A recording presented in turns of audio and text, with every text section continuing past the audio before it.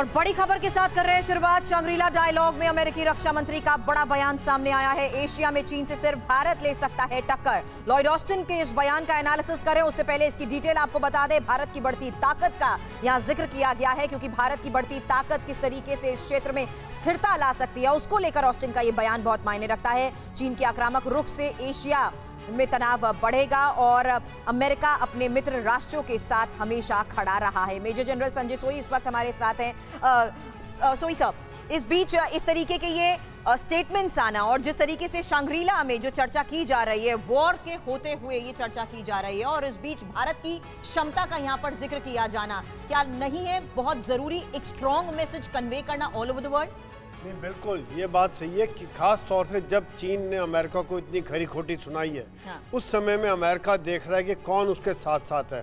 और ये भी सच्चाई है कि चीन के साथ जो सीमा में जितने देश लगे हुए हैं उनमें आज भारत ही सबसे शक्तिशाली देश है।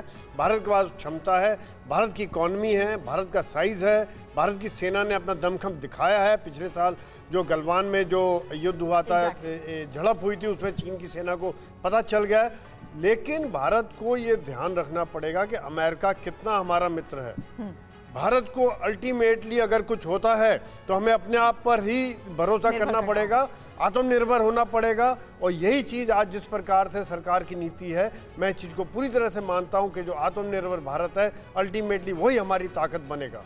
डॉक्टर अंशु, मेरा ये सवाल ये इसलिए भी बहुत समझना जरूरी है क्योंकि जब जब यहाँ पर अंतर्राष्ट्रीय स्तर पर भारत का कद बढ़ता हुआ नजर आता है, चीन अपनी तरफ से कुछ ना कुछ डिप्लोमेटिकली स्टेटमेंट जारी करते हुए चेतावनियां जरूर देता है। निश्चित तौर पर, क्योंकि चीन और भारत लंबे समय से वैश्विक पटल पर यहाँ एशिया की तरफ से एक महाशक्ति, एक विश्व शक्ति बनने का प्रयास कर रहे हैं। यदि आप भारत की अप्रोच देखें तो हमने अपनी सैन्य क्षमताओं के दम पर, हमने अपनी आर्थिक शक्ति के दम पर, हमने अपनी सॉफ्ट पावर के दम पर, जिसमें हमारी एक सांस्कृतिक क्षमता जैसे कि योगा हुआ, हमारा मनोरंजन हुआ, हमारा भोजन हुआ, हमारा डायस्पोरा के दम पर हमने एक पॉजिटिव लकीर अपने लिए खींची। हमने दूसरे की लकीर मिटाने का कभी प्रयास नहीं किया। लेकिन चीन की जो अप्रोच है वो हमेशा उल्टी होती है, वो दूसरों की लकीर मिटाने का प्रयास करता है।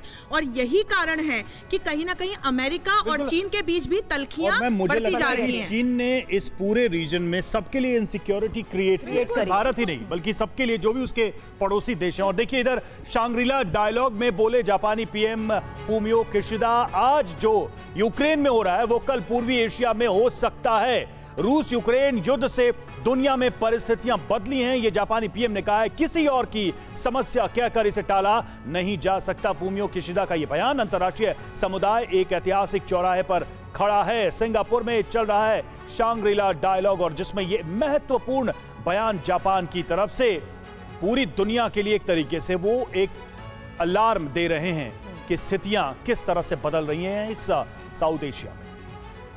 किसी और की समस्या कहकर इसे टाला नहीं जा सकता। बहुत ही एक तरीके से पूरी दुनिया के लिए चेतावनी वाले शब्द भी हैं। वो तमाम देश जो इस वक्त इस पूरे घटनाक्रम पर नजर बनाए हुए, उनके लिए भी ये संदेश जापान की तरफ से दिया जा रहा है। रूस यूक्रेन युद्ध पर किशिदा ने क्या क्या कहा है, क्या क्या खरी खरी कही है, जरा उसको पर नजर डाल लेते हैं जल्दी से। यूक्रेन के खिलाफ रूस की आक्रामकता से अंतर्राष्ट्रीय व्यवस्था की नींव हिली है। अंतर्राष्ट्रीय समुदाय अब एक ऐतिहासिक चौराहे पर खड़ा है। दुनिया महामारी से उबर रही थी कि यूक्रेन पर रूस ने हमला कर दिया। दुनिया का कोई भी देश, क्षेत्र इसे किसी और की समस्या कहकर टाल नहीं सकता। ये एक ऐसी स्थिति है जो अंतर्राष्ट्रीय व्यवस्था की बुनियाद को ही हिला देगी।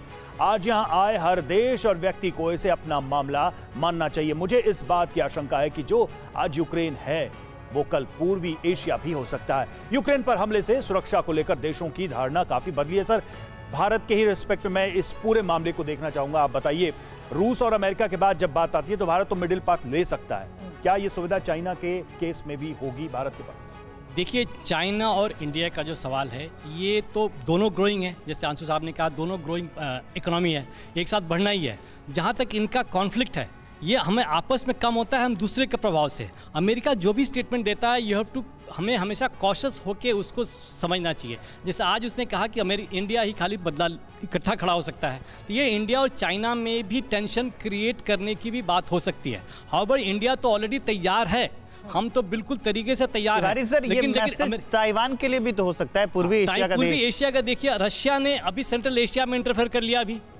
अभी एशिया की जो कंट्रीज थी, एशियन जो कंट्रीज थी, देवर नॉन कमिटल थी, किसी के उसमें कुछ नहीं थी। तो ये एक टारगेट यूक्रेन से हटा के ये शिफ्ट करने की कोशिश की जा रही है ताकि कंफ्यूजन चलता रहे और चाइना की भी ग्रोथ मेरे ख्याल से, I might be wrong also, लेकिन इंडिया को अपने देश का, चाइना यूएसए का जो भी डिसीजन होता है उसमें उसका अपना राष्ट्र प्रेम अपने देश के हित में होता है।